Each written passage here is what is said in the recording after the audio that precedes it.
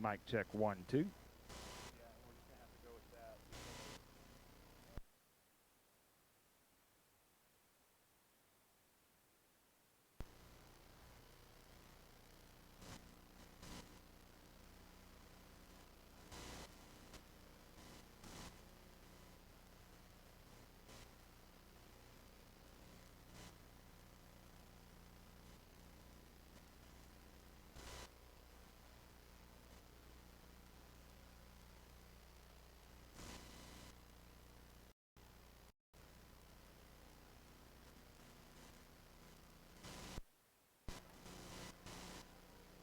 Mic check 1 2. Mic check.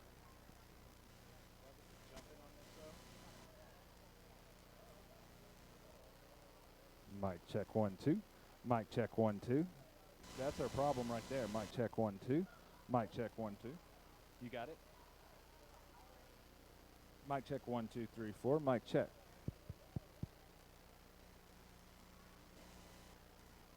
Mic check 1 2 3 4. Mic check. Mic check 1 2 3 4. Mic check 1 2 3 4.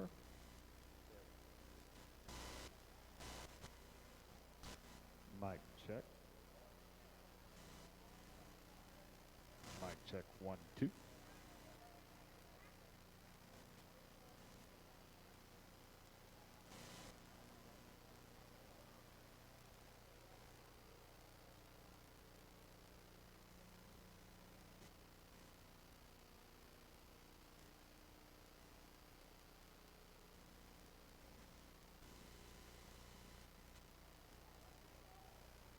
Mic check 1 2.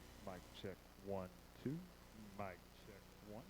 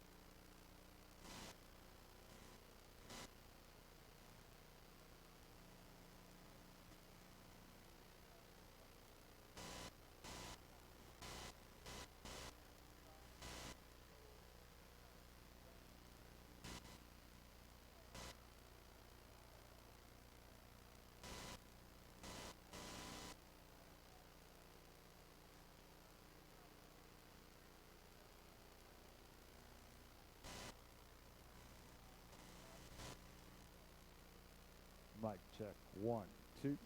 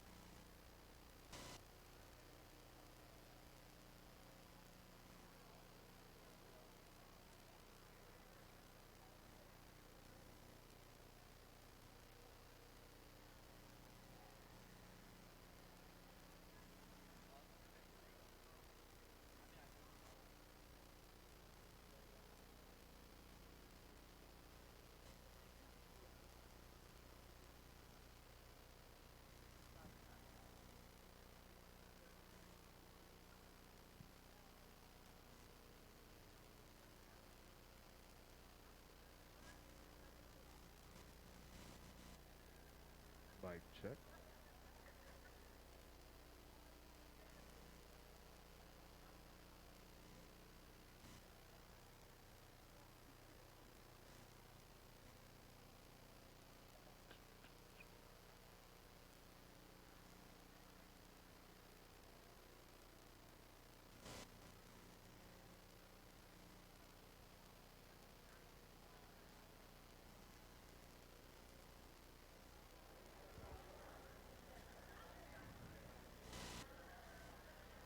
The live stream will begin shortly.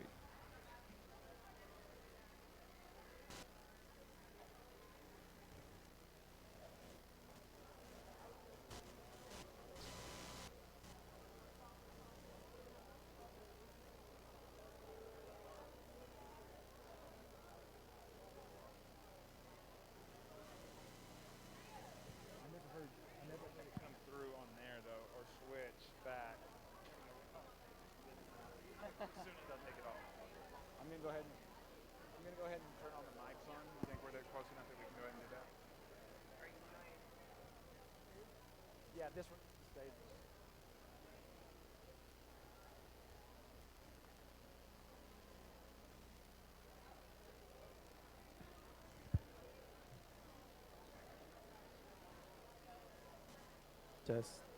Test 1 2.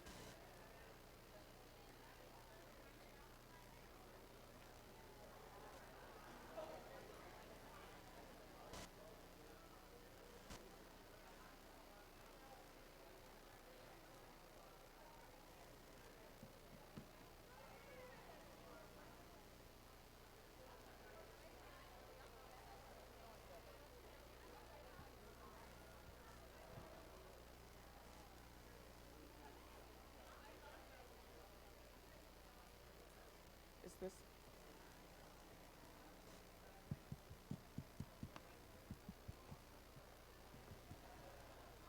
Good evening.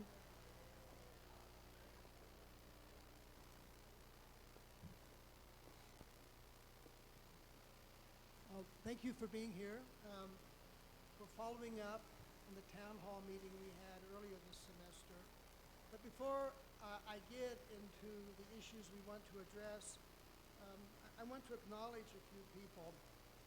First, the leadership of BSA. Last week and then again yesterday, I've met with several students. But here, Donato, Alex, Butler, Trevian Bolton, Aubrielle Engel, Naomi Yentna, and Ryan Wilson met with us last week.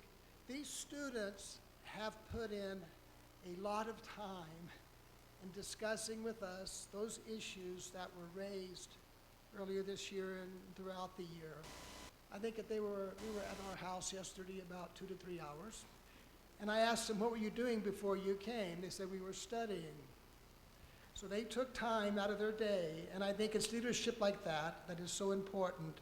And I know there are many other members of the board and the BSA who deserve credit, but I thank you for what you've done. Also tonight, we'll be talking through these points. I'll be here with Dr. Sumner.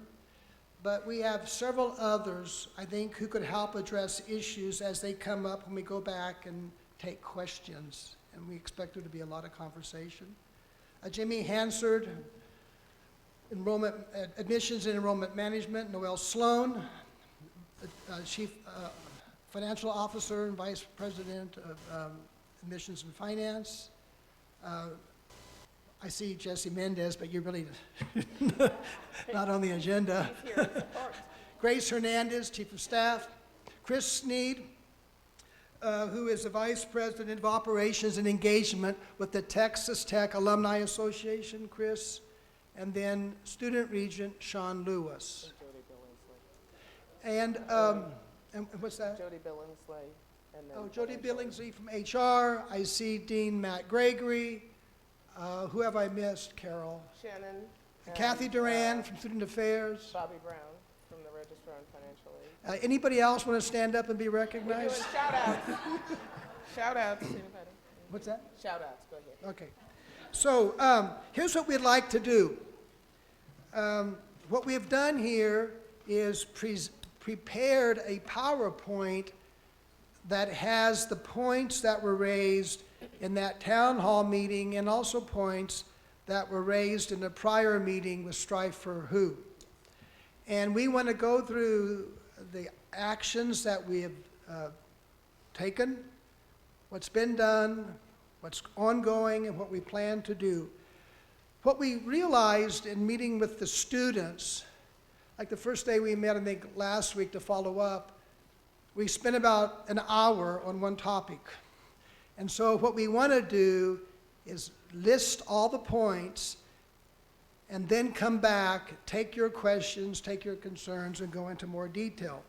So let me begin. Okay.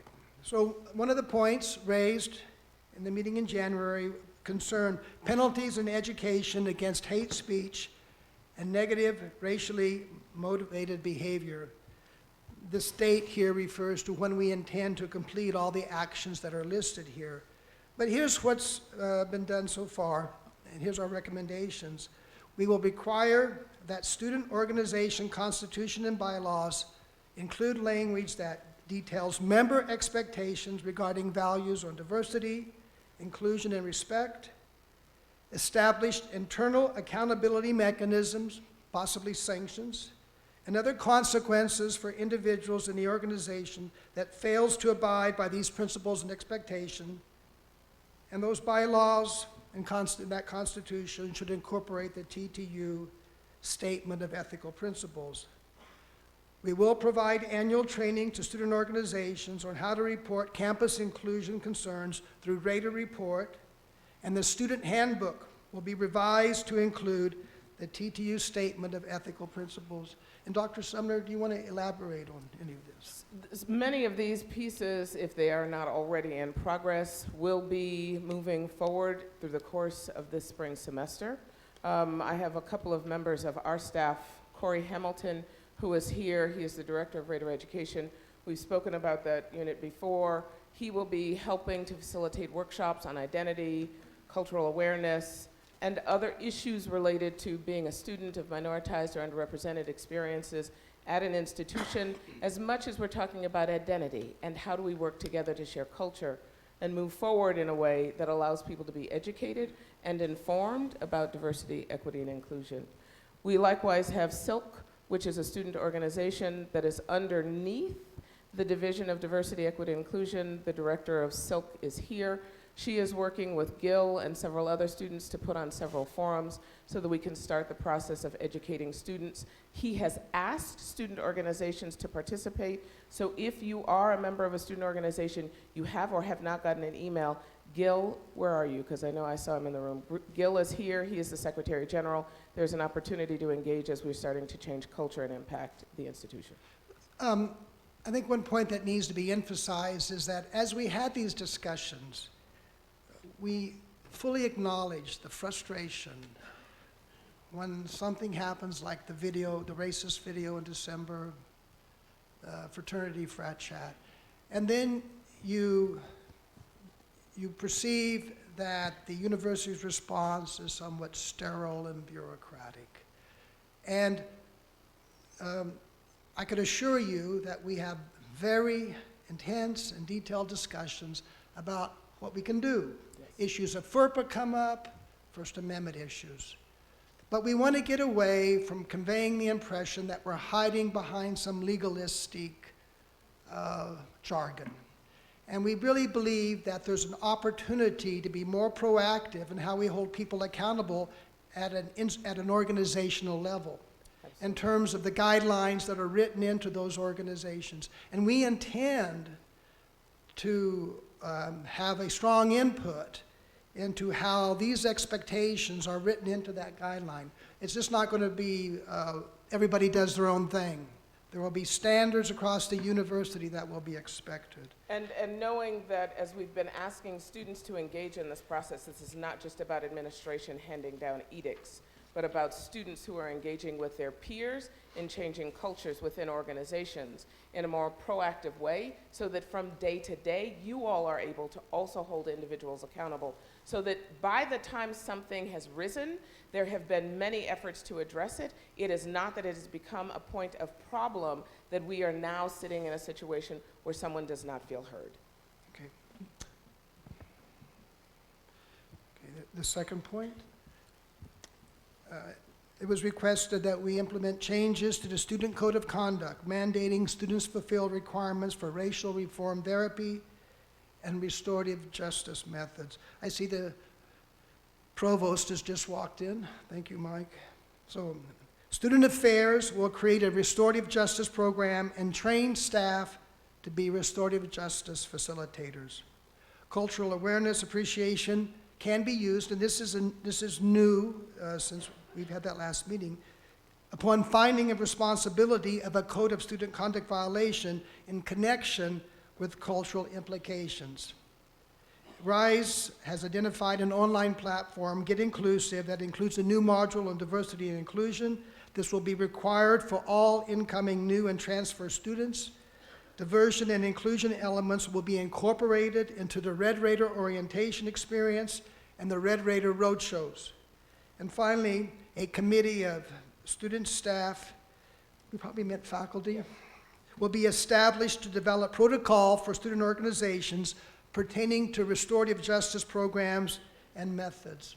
We have worked with Student Affairs and other students who understand that restorative justice is a voluntary process, because an individual has to walk into that space to recognize they have volunteered.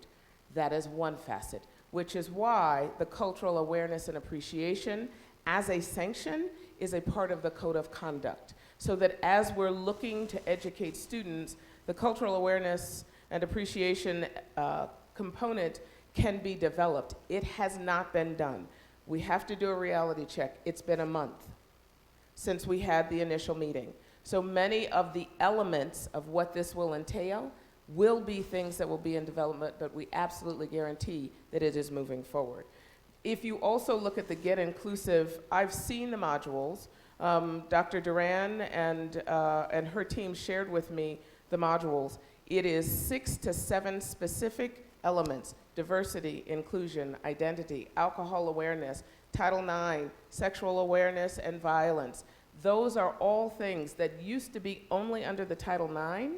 It is now much more expansive and robust. But that by itself is not enough, which is why it will be incorporated into orientation and the Red Raider Road shows. Dr. Duran will be looking for student feedback and others to help as we're looking at implementing it in orientation so that it is not just about a particular workshop, but it embedded throughout the 2-day experience that students will have coming into Texas Tech.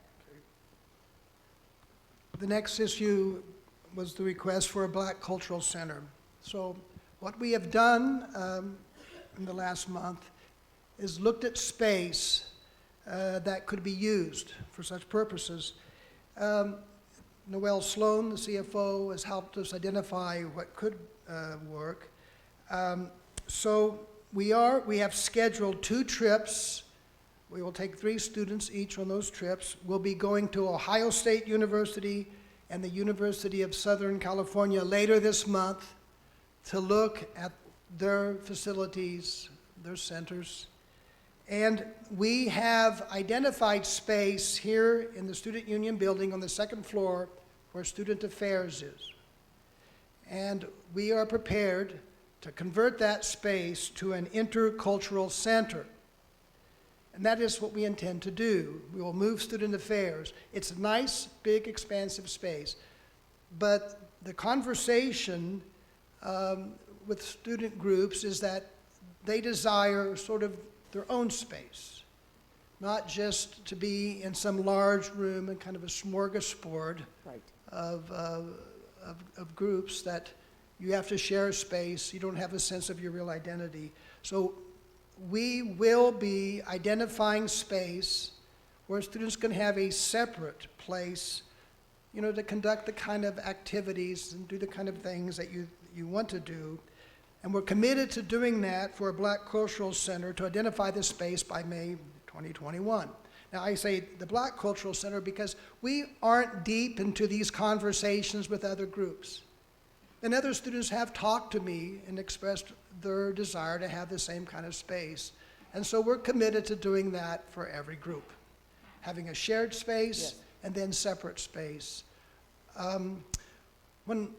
When Bahir and the group pressed for this, when we identified that space here in the Union, we thought it was really nice space, but it didn't really fit the needs that they felt they had. And I said something to the effect, well, gee, how are we going to find space for everybody? And he, I think, quoted, was it Henry Ford? He said, something seems impossible until you do it. And so I think that's what's good about this process. We can be challenged to Absolutely. expand our thinking, and that's what we're committed to doing. And I will say to all those who want to contact me later, we are committed to doing this kind of sequentially. These discussions have been going on with the BSA. That's where we're starting. That space will be for everybody, Yes. and then we'll go from there. And one of the things that we shared, which we talked to BSA about, is that we do not have a Black Studies program. And many times, institutions who have these cultural centers also have these studies programs, which is why, and let me be very clear with you all, within the first month or 2 that I was here, the president and the provost both asked me about a Black Studies program and a Latino Hispanic Studies program. I've been a little busy with some fires that have been burning, with issues that have come up, but that has not fallen off of the radar, which is why when we're talking about an intercultural center, we want to create a space where conversations can take place in an intercultural manner. It is very different than what the students have asked for in terms of a Black cultural center.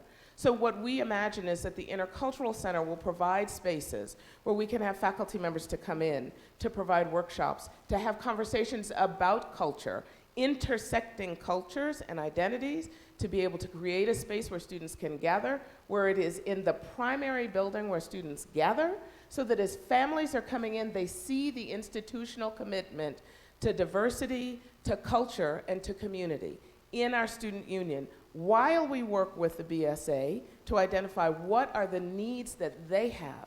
Likewise, we will look to do the same. My challenge to the president has been the same. If you're going to do for one, we have to do for all. He has committed to that. So the reason why that date, fall 2020, is there is that we need a committee to start, 2021. the committee for students, faculty, and staff. We need a committee of individuals who are committed to help us develop what this space is going to look like with the BSA. Likewise, we will need your feedback for the Intercultural Center, and the space will be identified by May 2021. And the CFO has an estimate of the cost, so this is not just pie in the sky. We're committed to doing that and proceeding. Protocol change in reporting racial incidents to include transparency and provide education on cultural sensitivity for those in violation. So the items here that reflect some of the thinking and action. The Campus Inclusion Resource Team, CIRT, website was revised to include logs of reports received on an annual basis. CIRT revised the online report form accessible through Rader's Report and made report available on RISE, Dean of Students, Student Affairs, and the Diversity, Equity, and Inclusion websites. We'll continue to seek guidance on how much information may be shared, respectful of FERPA issues, and we'll explore cross-campus collaborative lectures or performance series that assess themes of cultural sensitivity and promote inclusion, compile and maintain lectures and performance series that address themes of cultural diversity, inclusion, underrepresented populations, and projected classes, and that's what will be done with student participation. Several faculty have come forward with ideas, in particular how we address the bottom 2 points. I had a meeting with Professor Hodgkins a couple weeks ago. I have a follow-up meeting this week on suggestions he made that I think will be really wonderful for having campus conversations along these lines. So those are things that I think you're going to hear more about later this spring, this summer, starting that lecture series next year. We've had the African American Lecture Series. We have transitioned it for this year to do a couple of things differently. One, we will be partnering to do Black in the Academy, which is Black Women in the Academy, which is a panel of Black women who are working in the Academy, all from Texas Tech. That will be taking place at the end of the month. There is a Women's History Month lecture that is taking place with a Black scholar who's coming in to talk about Black women and attire. Next month, we have partnered with the Lubbock Arts Alliance to bring in Christopher Jackson, who has been on Broadway as a part of Hamilton and is now a part of a TV show called Bull. The reason why we're doing that is we're trying to expand how we impact the community by exposing different elements of Black lecture, not just scholars, but individuals who will come in and contribute, while also partnering with the greater Lubbock community. We will continue to do that in various forms across different communities. And let me also say, Brittany Todd is here, who oversees our RISE office, and she works with the CIRT team. We know that there is some ambiguity. People are still trying to figure out what it is. We want to make sure that you all know that that is a resource for you. There was a request that we attain a 10% enrollment of Black students, I think by 2028, or in 10 years, and by 2022, to have 10% of faculty and staff who are Black. So I want to go to these separately. So right now, we're at undergraduate level, we're about a little over 7%, 7.23 Black. It's less at the graduate level. And this year, our numbers were improved.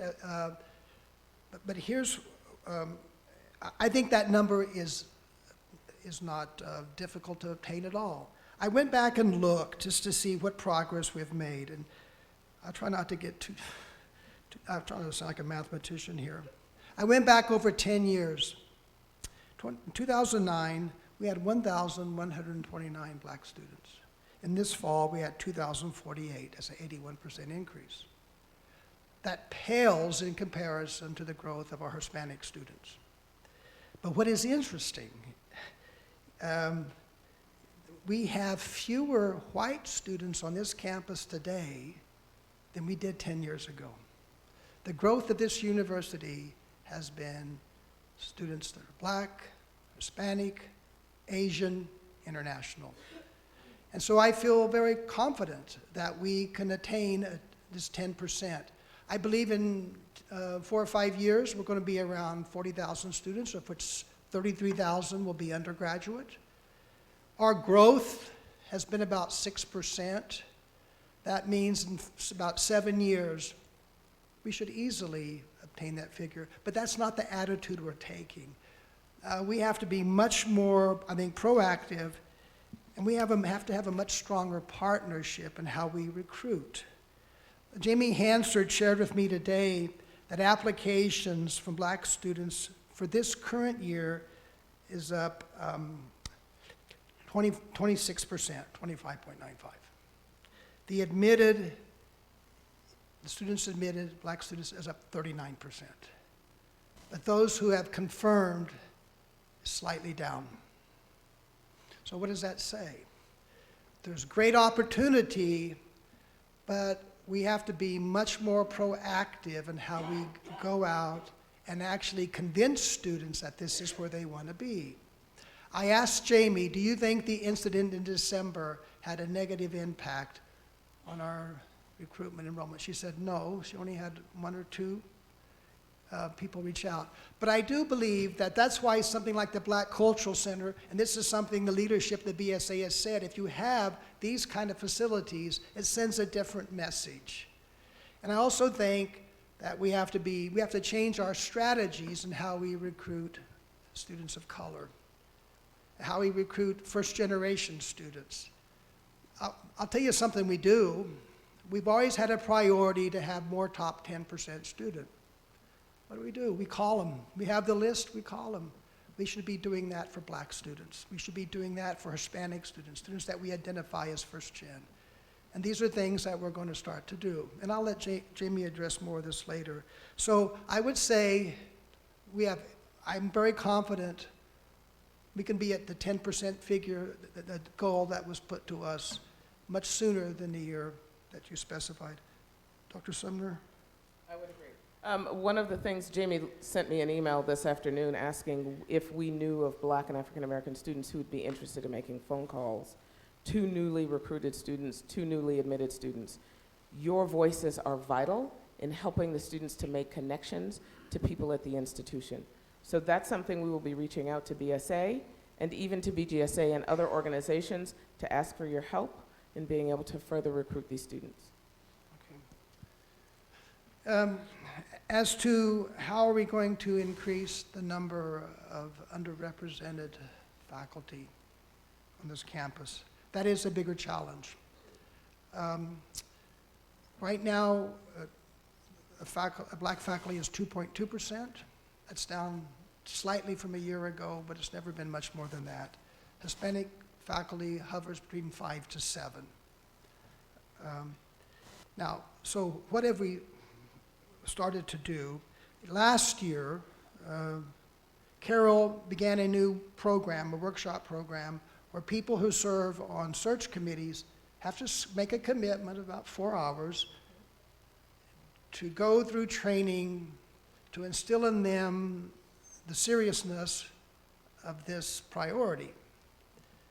But beyond that, I think we have to think very differently. I should probably go through this, but you can't sit back and expect these faculty members to come. You have to reach out. But in the meantime, and I'll elaborate more on that later, we've begun to meet with certain faculty groups. The Latino Hispanic Faculty Staff Association met with this week, or was it last week, the Chinese faculty staff. We have meetings set up, or you've requested meetings with the Black Faculty Staff Association, the Korean, to hear from them what we could do better to be a more inviting campus. We are going to appoint a faculty fellow in the office of the provost who will be more of a liaison between the faculty and that provost office. The provost, as the chief academic officer, has the ultimate responsibility for hiring and academic affairs, and that's where this should be concentrated. In human resources, Jody Billingsley is here. We're coordinating efforts to be more intentional in posting positions and outlets that will make these opportunities known to the populations that we're trying to reach. And we'll continue the workshop that Carol has already started. And one of the other elements that we talked to BSA about yesterday is how do we make Lubbock a place where folks want to come. So we've been working with the Lubbock Chamber of Commerce and the Lubbock Enterprise Development Association to reflect greater diversity in what they produce to reflect who we are as Lubbock community. I've been very frank about my experience in interviewing, recognizing I did not see any black faces on the website. Matt Dewey, who is here, he is newly hired as the Chief Marketing and Communications Officer, is working to rebrand the institution's website. So there are elements across all of the institution to be able to attract. So how do we go about recruiting them? Jody Billingsley has made it a package where there are 4 diverse magazines that will be automatic in terms of promoting where job vacancies are. In addition to that, she's working on a staff hiring committee training so that they too will understand what does it mean to create an experience. It's not about checking a box. It's about creating a welcoming experience for families who have to make a decision. And that family member is not going to leave. That person is not going to leave their family behind to come for a job. So we have to do a better job of working holistically to do this. My challenge is this, and I know that we're in this, we recognize that there are declining numbers of African Americans that are attending higher and post-secondary ed.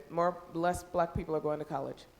If fewer black students are going to college, that means fewer black students will have graduate degrees, which means we will have fewer individuals to choose from, which is why I think the next is really talking about what are we doing to work in the community to make sure that students understand there is a path to college. If we don't do that, we will not have the people to recruit for the jobs. I see Dean Mendez and Dean Bill Brown. The deans have to play a large role. Would you agree, Jesse? The message has to be loud and clear at the college level that this is a priority. It was been 2 years or 3 years ago, Noel, we established a diversity pool. We set aside $500,000 a year so that when they're conducting searches, and if they find candidates that bring diversity to this campus, we provide extra resources to help hire those candidates. So that's good, and we're going to continue to do that. But I think one thing, the kind of thinking we're going to have to adopt is going to institutions where we see the sort of faculty that we want. And we mentioned this yesterday in our meeting with the BSA at my home, that I or the dean or the chairs will have to call faculty who seem perfectly contented where they are, but we can offer them something better here. And that's what we'll start to do. I'll also add, we are working with the grad college or the grad school to increase the number of graduate students who are from underrepresented populations who would come to Tech. The same for postdocs, because you have to create a pathway for people to know this is a place where they want to be. So we will continue to work in those ways across multiple offices to make this happen. Spousal hire funds that are available for people who want to bring a spouse. They may have a high quality education and do all of these things, but they're not going to leave a job. How do we go about supporting a spouse that might be looking to come with their partner? So these are also things that have been put in place. Those funds will continue to be available as we look to increase the number of diverse people. No, I'm good. But thank you. Hire African American counselors and therapists. So the Student Counseling Center currently has one African American counselor. New positions are advertised with upgraded posting on the Association of Black Psychologists web-based career center, as well as other diverse websites. We'll interview all applicants who self-identify with an underrepresented group. The Student Counseling Center has monthly internal diversity talks where topics on diverse populations are discussed. Doctoral interns will participate in a diversity seminar throughout their training. And the Student Counseling Center will offer ongoing therapy groups for LGBTQIA and other trans non-binary student populations. And the Student Counseling Center has offered a group for women, support group for women of color. As I talked to Dr. Duran this afternoon, they are actively engaged in recruiting candidates to apply for the positions. Again, we're working against the notion of Lubbock. It is not that we are not committed, but we have to continue to emphasize that this is a place where people want to be. We will continue to work to reflect that this is a place that welcomes what they bring to the table, because there are very specific needs that students of color and from marginalized groups experience where they want to see someone who understands what that is. And then there was 6 or 7 other sort of miscellaneous requests that aren't easily categorized. One was to increase Black historical representation and achievements in the form of art that is visible to the public. So we've begun discussions with the TTU Museum Director candidates. We're doing a search right now. And there are, well, I think they're close to concluding that search, but this is taken up with them, as well as the TTU Public Arts Committee Director, and the Black Student Association has shared information on their recommendations for artists and artwork, and ongoing efforts will be including planning meetings to coordinate purchase and display of that art. We're going to organize event, that's one item. I'll go through all these and then comment. It was requested, or the statement was made that we don't connect very well with certain parts of our community, in particular East Lubbock. We do have an early college program at Estacado, and but I don't know that we have ever made a concerted effort to bring students from Estacado, from Dunbar and those areas to our campus. And so Jamie's office has planned on April the 16th, it's called University Connect. It will be an East Lubbock recruitment initiative. I know Jamie has communicated with the BSA to be involved in that. We're going to provide shuttle service to bring those students to campus. But I think what I'd like to emphasize is, you know, we can't always just turn to the leadership of BSA and to those members to do these things. If you want to be involved in these recruitment events, not only for a university, this event on April the 16th, but when we make trips to campuses, let us know. And we would welcome your participation in those kind of events. The third item was, this is where I look forward to hearing from Chris. TTU should invest in a fund to create a Black Alumni Council affinity group. There's such a group with the LGBTQIA community, with a staff member appointed to serve as a liaison between Black alumni and the TTU Alumni Administration. That discussion has begun primarily between Carol and the CEO of the Texas Tech Alumni Association. So I'll go point by point through each. I specifically met with all of the candidates for the museum to speak to them about how are they reflecting cultural diversity, reflective of diverse communities, Black and African American, Asian, Indigenous, LGBTQIA, the rest in exhibitions and in potential partnerships with student organizations on campus. We're looking at Heritage Months and the like. We want to make sure that they understand it is important that those exhibitions and opportunities to share history and culture are shared through the museum. Likewise, as we're talking about the Public Arts Committee, how do we go about bringing artwork onto campus? And when we talk about artwork, we're not talking about in one building. We're talking about across campus. How are we having artwork that is reflective of diverse communities? Black art, Native art, art that intersects with identities where you can be multiple people doing lots of things. So we will continue to work to make sure that that's done. We've already identified a small pool of funds that would be available through the division, through Student Affairs and the Office of the President. We will continue to work on a much larger scale. The event in East Lubbock, that has been a very sincere effort to make sure that students understand what's available. So there will be a resource fair in addition to several workshops to talk to students and their families about Texas Tech being an opportunity for them. The last is working with the Alumni Council. Chris Need is here. We've had conversations in the past. We call them affinity groups. That is the equivalent of a council. We want to make sure that we're building those relationships. I have been in conversation with the executive director. We want to make sure that we're continuing to do this. This is something that will happen. I will also add, I've talked to folks from SAB about homecoming. There are multiple events where individuals, homecoming should be about alumni coming back to a place they hold dear. But if you don't hold it dear, you're not coming back. So we have to identify opportunities for alumni to come back and connect with the students that are currently here, because you can benefit from them being mentors, resources, and the like. So we'll continue to build those relationships with alumni, not just through the council in a formal way, but other ways that we're able to benefit the students on campus. Okay. And then this is our last slide.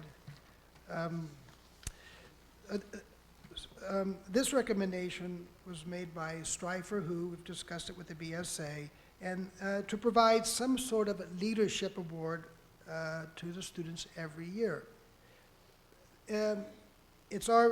After discussing this further, we feel that whatever this award would be called, it should be vetted through the students. Those decisions need to be made by the students, but we'll follow your lead on what this award should recognize, for whom it should be named, and such.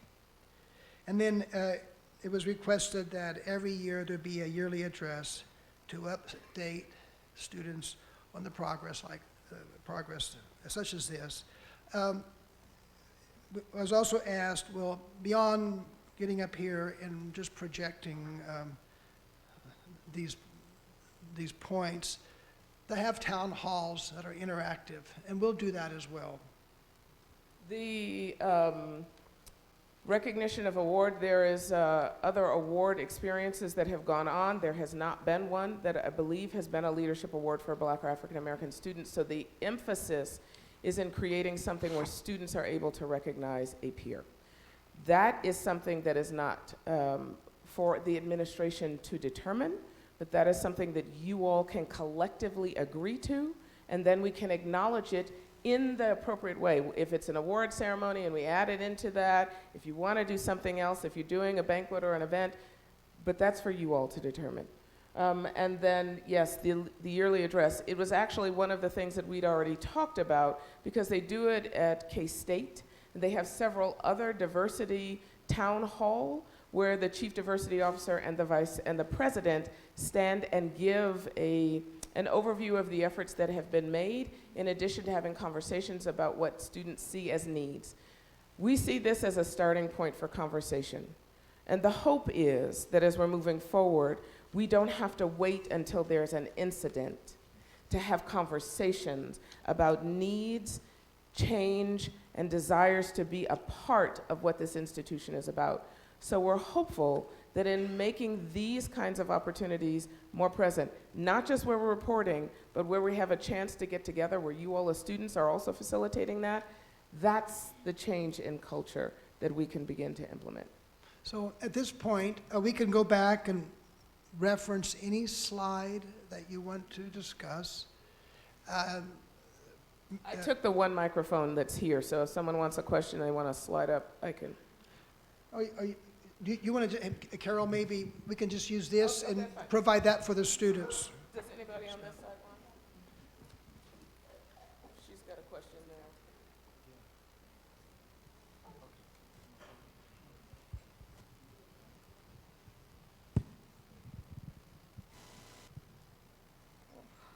Can everyone hear me?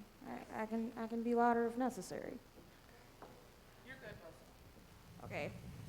Hi, my name is Blessin Brock. I'm a student in the psych department and a senior here at Tech. My question actually goes back to the CERT team and the whole understanding that some of that information is being made public. Well, that is wonderful and all. What else does the CERT team do outside of just hold this data aggregate and just report it annually or redirect students to resources? Brittany is here, I'm gonna ask her to stand. Okay, because she can address that for you.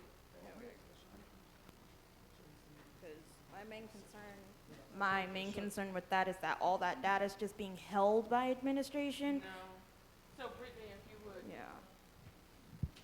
Hi, everyone. The CERT team is a group of administrators who basically receive the reports that are come through the campus inclusion report. When we receive a report as a team, we decide how that report is going to be addressed, which administrator on that team is best equipped to address that situation. We meet with the students who are identified in those reports, offer resources, ongoing support, connect them maybe with a mentor or somebody that can help them through whatever has happened to them. We also oftentimes meet with other students that are identified in those reports and talk to them about how that behavior or the harm that they have caused has hurt someone or affected a community and help guide them toward a refined sense of understanding. If they're willing and open to doing that. As far as the aggregate data that we collect, we meet a couple of times a semester, specifically once a semester in detail to discuss every report that we receive, keep up with the ongoing trends, and make decisions about committees that may be formed around certain groups and issues that are happening on campus, looking at maybe flashpoints, where things are happening, what communities are being affected.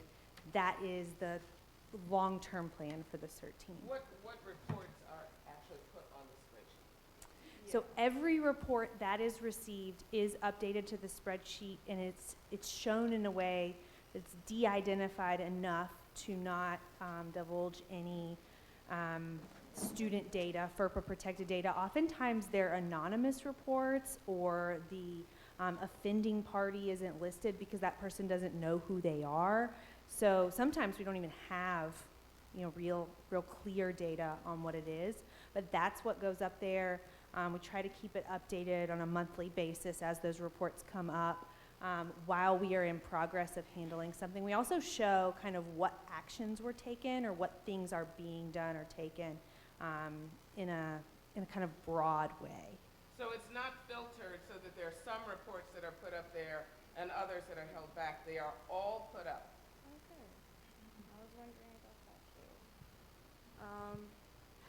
Thank you so much for that answer. That actually helps me address quite a few concerns I've been getting from students myself.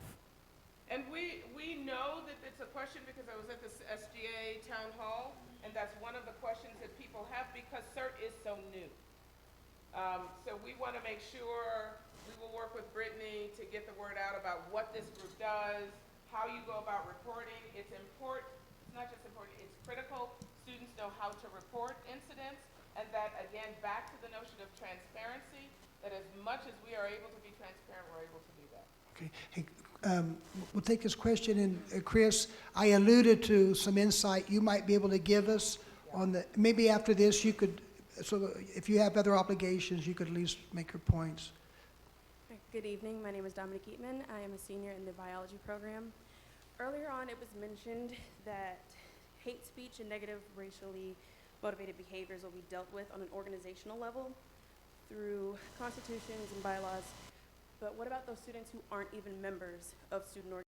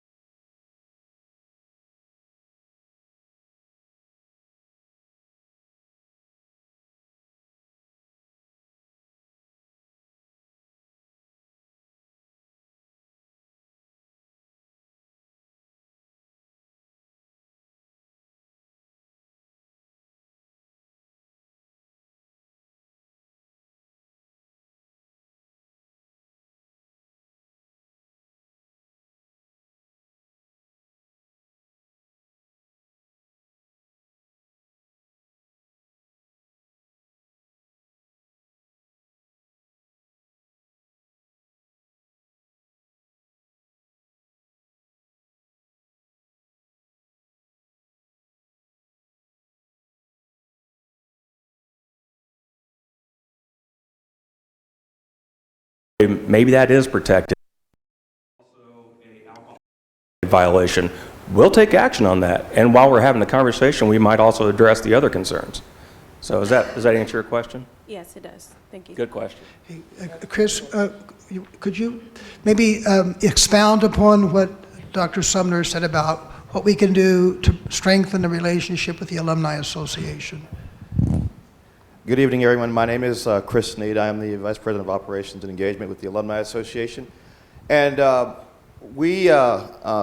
Sumner has met with our CEO, Kurt Langford, and what we're trying to do, and we're trying to get this done post-haste, is to reinvigorate our Black alumni community. It's a community that's ever growing. As late as 5-6 years ago, we had less than 7,000 total African American Black graduates of this university. 6 years ago. And those numbers are increasing exponentially year by year. And this is it's a growing community that we need to take hold and engage. And we've had a Black Alumni Council in the past, and like many of our regular geographic chapters, it has its struggles as people have changes in their life once they get into postgraduate years. People get married, they have babies, people die, they change jobs. Life happens to them. And so what we need to create is a sustainable model of alumni engagement from our African American and Black communities. So we have lots of ways to engage them. Our first way to engage them is going to actually happen this fall. We have in the past a Black alumni reunion that happens every other year. We're going to have that. This is the on year 2020. It'll happen at homecoming. What we're endeavoring to do is to expand our Black alumni reunions to in town and out of town, so that we're not requiring them to return to Lubbock every year, although we want them to. But sometimes we know that our alumni can't always make it back to the campus. So every other year it'll be in Dallas, and every other year it'll be in Houston, and then San Antonio, Austin, maybe perhaps even out to El Paso. But we have the opportunities to re-engage our alumni once they get away. Dr. Skubnik alluded to it. There are a lot of our alumni from the 70s, from the early 80s. I set foot on this campus in 1987. There weren't very many of us back then. There's probably as many Black faces in this room as there were on campus in 1987. Maybe it's a few more. Many of us didn't have a good experience. And there are people from the 70s that when we call them to engage them, they want nothing to do with this university. We just can't reach them. This is a new generation of potential alumni that we have the opportunity to engage and keep engaged and promote to the next group, leaving the ladder for the next group of Black faces that come through our university.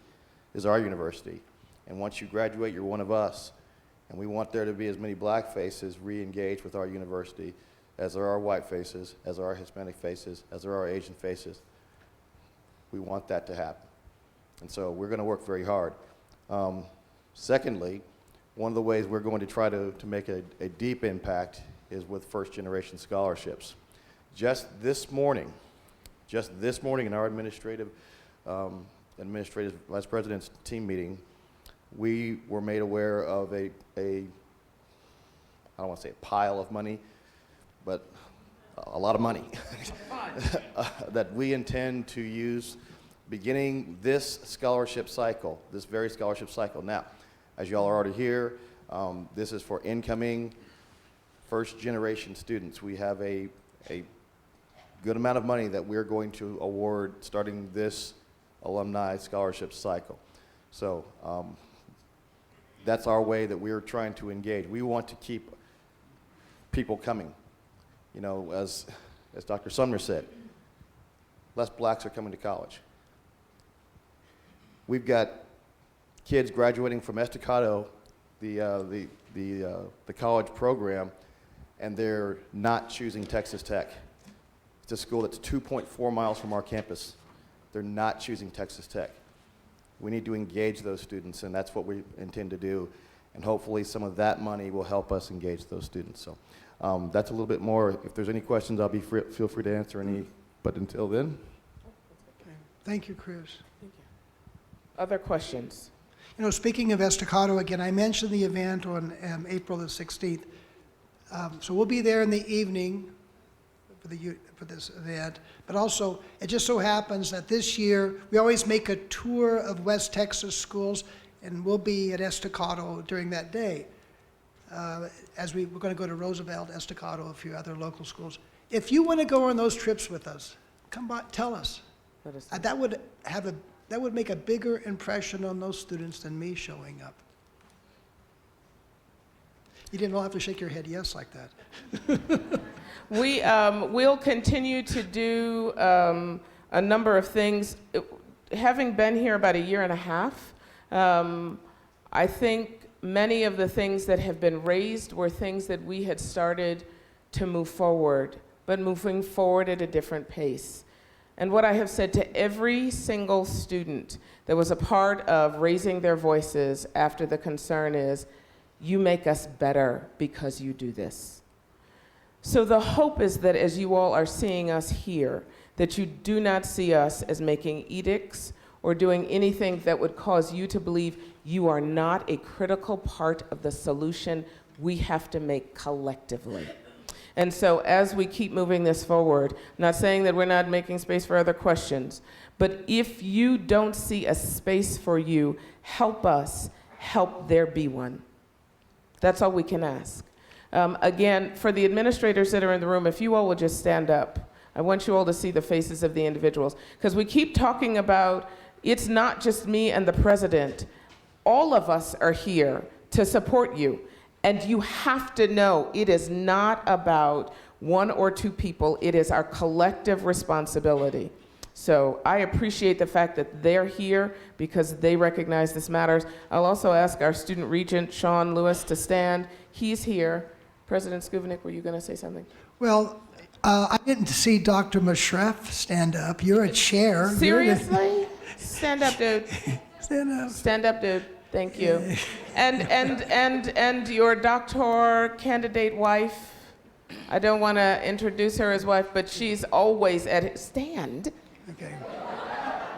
Thank you. We're so glad they're here. You all matter. Question. Yes, thank you. My name is Charles Ramey. I'm a doctoral student in the College of Education, as well as president for the Black Graduate Student Association. I just want to ask the question about recruitment and retention of faculty. I have been a part of certain faculty searches, and I've seen them kind of implode on themselves, where there could have been a very viable candidate, and it had to do with bureaucracy, basically. But I think my concern more or less is once we have had the opportunity to recruit a person of color or a faculty member here, how are we retaining them other than just through the spouse, but how are we giving them the sense of community? Because a lot of times the faculty that will come here are by themselves or individuals within their own educational circles. Okay, yeah. So how is... So this summer, I met with two African-American faculty members in the College of Education who left. You probably know them. And their experience here was not good.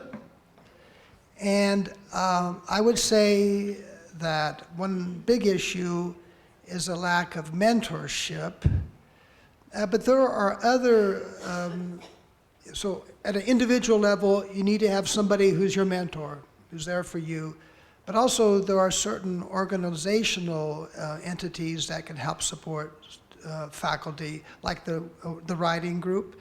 And Mike, would you want to address some of this in terms of the Student Success Initiative? Well, I'm kind of curious about resources as if, for instance, like conferences and things of that nature. Will there be funding set aside so that they can start those type of things? So in the last month, I probably shouldn't say this, a faculty member asked me, I want to go to a conference. They wanted several $1,000s. I gave it to him. Now, I'm not trying to create a pathway, because there's a protocol. You go to the chair, you go to the dean, but they need to know that there's a way to get those resources, and maybe we don't advertise that well enough. And so that's one issue. I think that's a very big part of it. They feel they have the resources to be active professionally. They have the resources in their lab and so on and so forth. But Mike, you want to talk about some of that in terms of the Faculty Success Committee? Yeah, I would echo what the president said, which is that I think I talked to those same young faculty members a few years ago in education who now are not with us anymore. And they were really struggling with how they fit into the Lubbock community. So I think there's a lot of work we need to do there that Carol mentioned earlier, and that's a work in progress. We can do things on campus, but we really have to go deeper than that to get these folks connected with the community and to stay with us. About 2 years ago, I started what we call the Faculty Success Task Force, which is an effort to try to ensure that once we get people on this campus and the faculty, that we can help them to be successful. Tenure and promotion is a stressful process for everyone, and so we want to try to make sure we get over that hurdle. But what we were beginning to find was that once we get people into the associate ranks, we have another challenge. They struggle with really finding themselves in terms of developing on to become professors and long-term faculty members at the university. So we started the Faculty Success Task Force with the idea of trying to improve that. Last year, Dr. Marbley, who you probably know, came to see me, and Dr. Marbley said, for faculty of color on this campus, she appreciated what we were trying to do with the Faculty Success Task Force. But she said, for faculty of color on this campus, it's a very different experience. And I really appreciated what she had to say about that, because that's not a perspective that I can really understand. And we acted on that and made a subgroup then or an ad hoc group that we added into the Faculty Success Task Force to try to give us some recommendations on what to do to help our faculty of color be successful on campus. One of the things that we are planning on doing, the president mentioned it, is we started this past year a faculty fellow program in the provost office, where someone from the faculty can kind of come and learn what we do in the provost office, but also, more importantly, help us in various aspects of what we do. This year we have a young lady from the museum, Dr. Cho, who's with us. She'll be with us until the end of the summer. So our intention this year is for the coming year, our next faculty fellow, what I'm thinking at the present time, and I think Carol agrees with me. I think I've talked to the president about this, but maybe not. We'd really like to focus on someone who will work for a year. We take them out for an academic year, we pay their salary. This is a person hopefully who can work on issues of success of faculty of color very broadly, in the sense of all the things they need to do academically to be successful, but also all of the things that they need to do from a community standpoint. We can talk about those kind of things as well. And then we will take that person after they've done a year with us in that role. We already have the funding to do that, and hopefully convert them into a half-time position that will be permanent and work towards that end. So I think that's really going to help us in the long run. And can I add, let me add this. The faculty fellow, so there are a couple of things that you're asking about. One, you're asking about how do we build community. When we met with LHSFA the other day, the Latino Hispanic Faculty and Staff Association, we met the Chinese Faculty and Staff Association, the two others that we're waiting for, their primary conversation was about community. And they're trying to figure out how do we build community. So let me give you a different perspective that was shared for our Chinese faculty. Many of our Chinese faculty are only children, and their parents, they are the only provider or caregiver for aging parents. Their question is, how do we create a community for their parents? Because they don't want to come to a place where they can't have their family members to care for. So they were asking, like, how do we create a spring festival? Because that's a cultural experience that they're looking for. The same as we talked about with our Latino Hispanic faculty and staff. How are we creating community? We will have that conversation with our Black faculty and staff.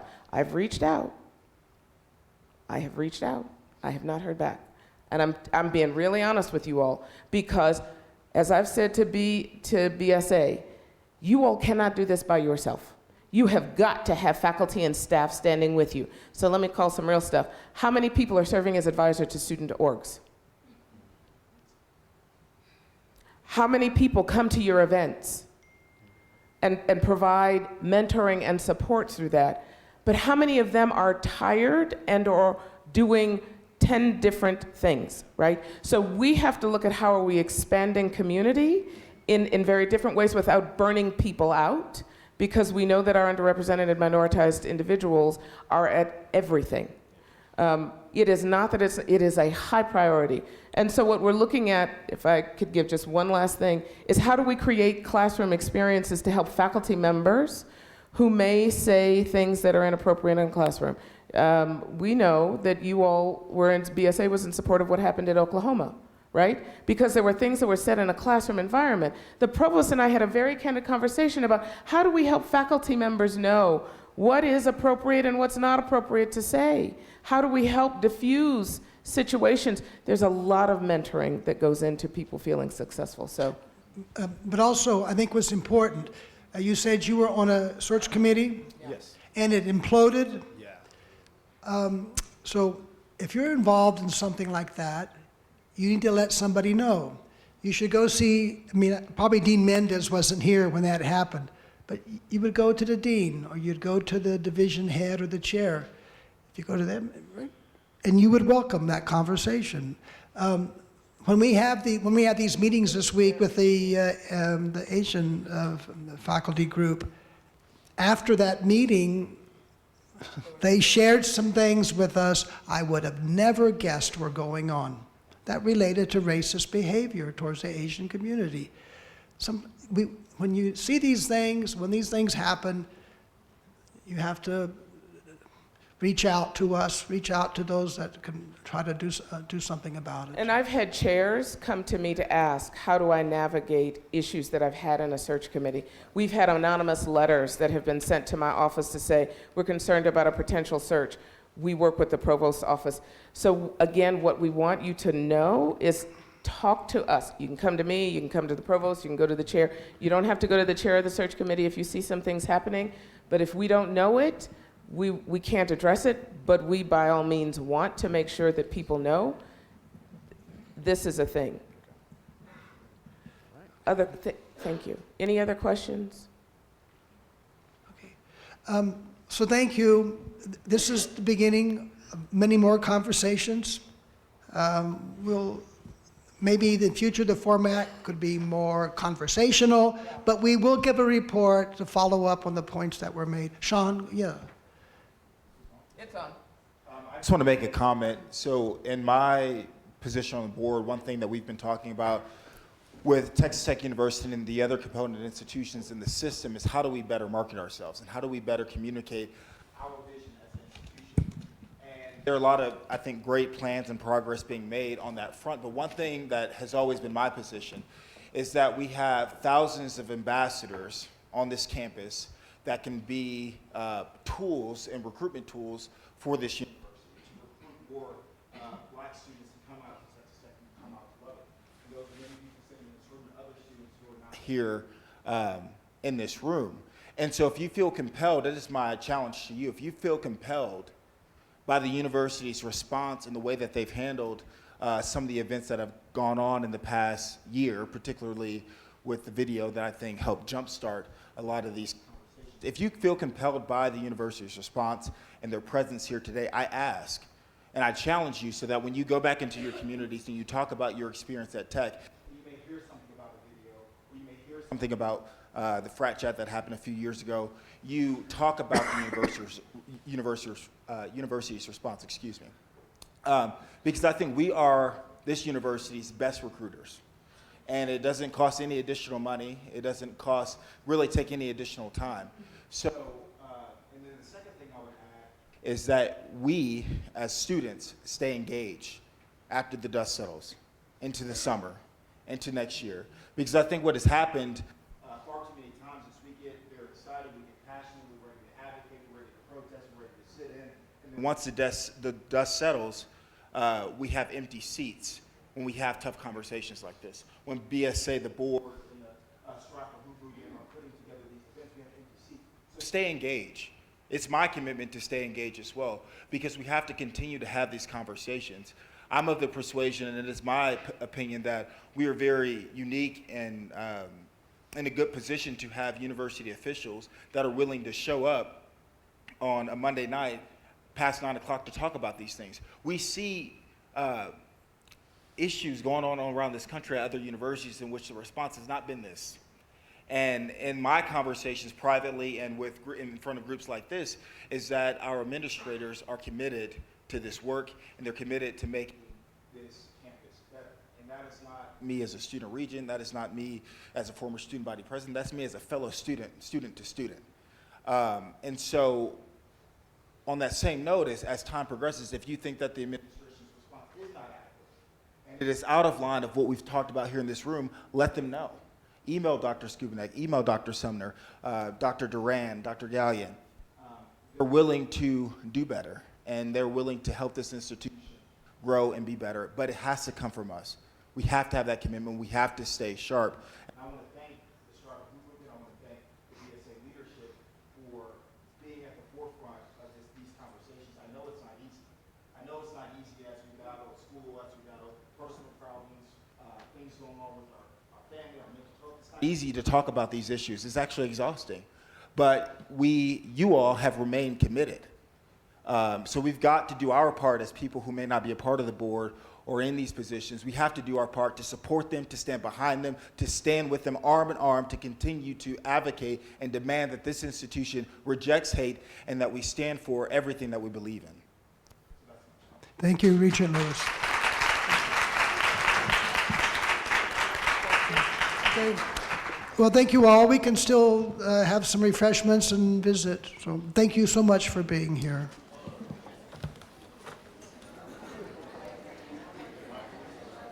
BSA members, could y'all come up to the front of the stage and just take a picture quickly?